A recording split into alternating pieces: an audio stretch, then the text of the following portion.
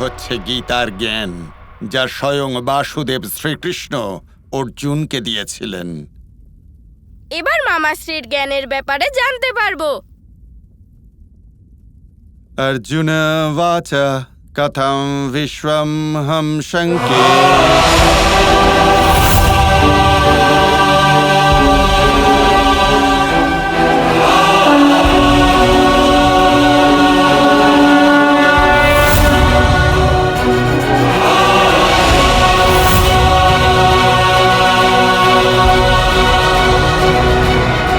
আমার পুত্র কি এই কার্য পূর্ণ করতে পারবে?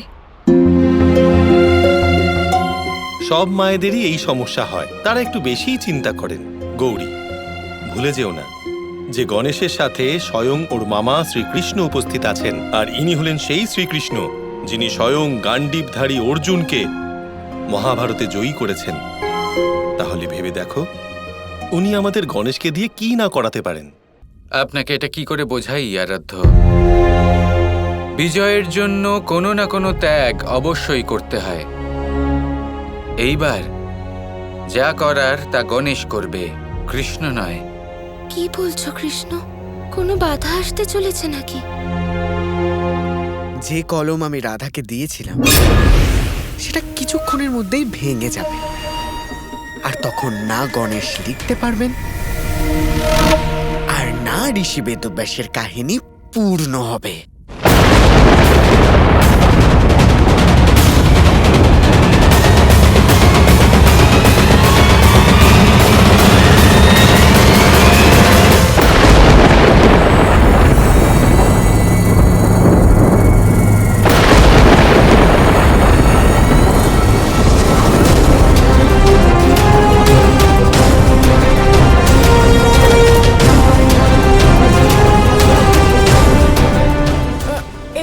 এবার আমি কি করি?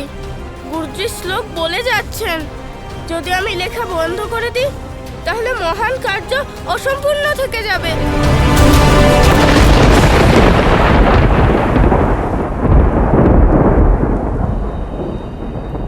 কি হলো কৃষ্ণ? যেই বিষয়ে তুমি ভয় পাচ্ছিলে রাধা, বিঘ্ন উৎপন্ন হয়েছে। গণেশের কলম ভেঙে গেছে।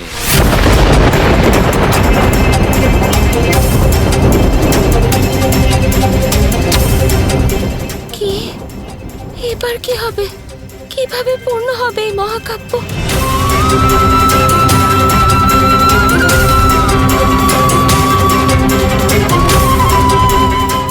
যে করেই হোক লেখা আবার শুরু করে দিতেই হবে।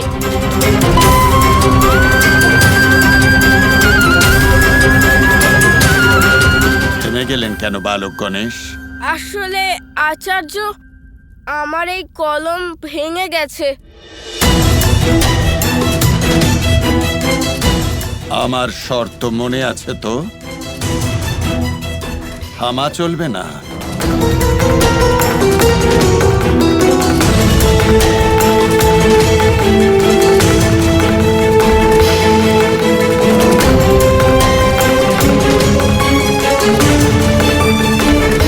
এসব কি হচ্ছে কানে? নিয়তি কি এটা চাইছে না যে আমাদের গণেশ এই কথা লিখুক? নিয়তিকে নিয়ন্ত্রণ আমরা করি দাদা। যদি গণেশ দৃঢ় প্রতিজ্ঞ হয়ে থাকে, নিজের লক্ষ্যের প্রতি সেই ভালোবাসা থেকে থাকে, তাহলে এই কাহিনী পূর্ণ করা থেকে কেউ ওকে আটকাতে পারবে না। এই মহান কাহিনীর লেখার পূর্বে গণেশকে নিজের নিয়তি লিখতে হবে।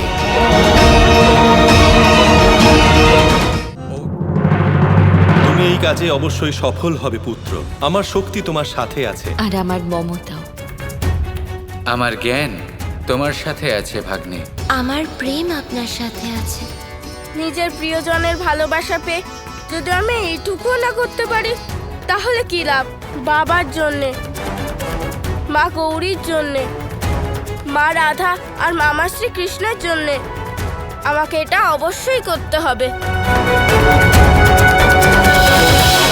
মহাদেব, আপনি যে বললেন শ্রীকৃষ্ণ ওর সাথে আছে, কিন্তু উনি তো সবকিছু ছোট্ট গণেশের উপর ছেড়ে দিয়েছেন।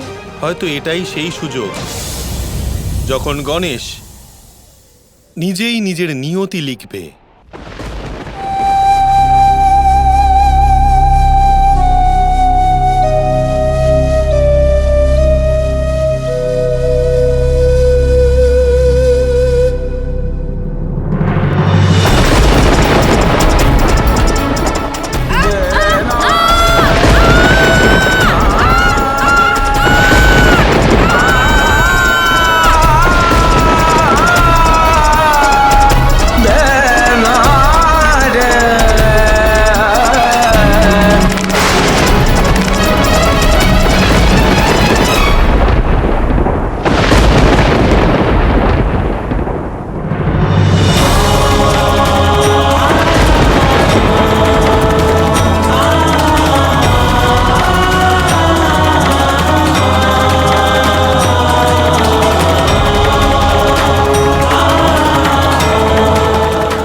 শ্রীকৃষ্ণ গণেশের মামা, আর উনি গণেশকেই দন্তহীন করে দিলেন। কত বড় ত্যাগ করতে বাধ্য করলেন। এর উত্তর তো শুধুমাত্র আমার আরাধ্যই দিতে পারেন।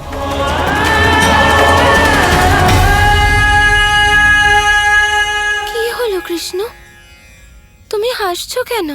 নিজের ভাগ্নের অসীম সাহস দেখে কলম ভেঙে গেল, কিন্তু দুঃসাহস আর সংকল্প ভাঙল না। ও নিজের নিয়তি লিখে ফেলেছে রাধা, নিজের দাঁত ভেঙে ফেলে একদন্ত হয়েছে ও, যাতে এই সংসারকে, এই সংসারের সব থেকে মহান কাহিনী দিতে পারে।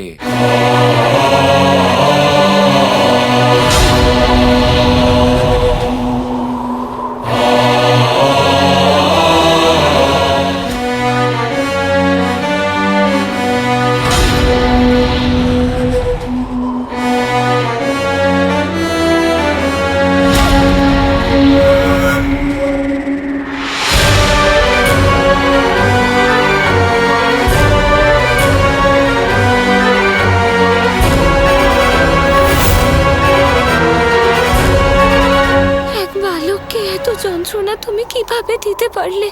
কারণ যত বড় ত্যাগ ততই বড় কীর্তি।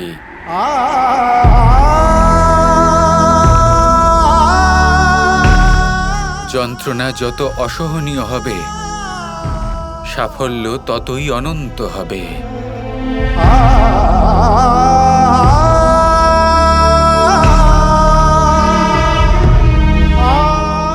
একটা বীজকে বৃক্ষ বানানোর জন্য এই ধরিত্রীকেও কোদালের আঘাত সহ্য করতে হয় রাধা।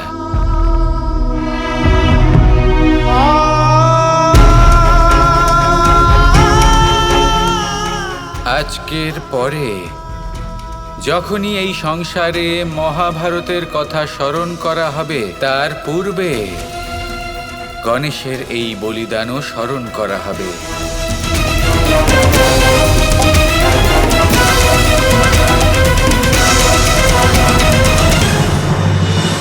এই ত্যাগের কারণে গণেশকে একদন্ত নামে ডাকা হবে।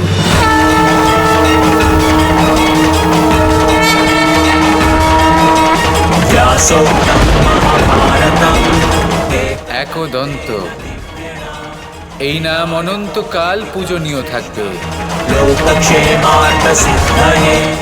একদন্তের এই কাহিনী সমগ্র সংসারে বিখ্যাত হবে।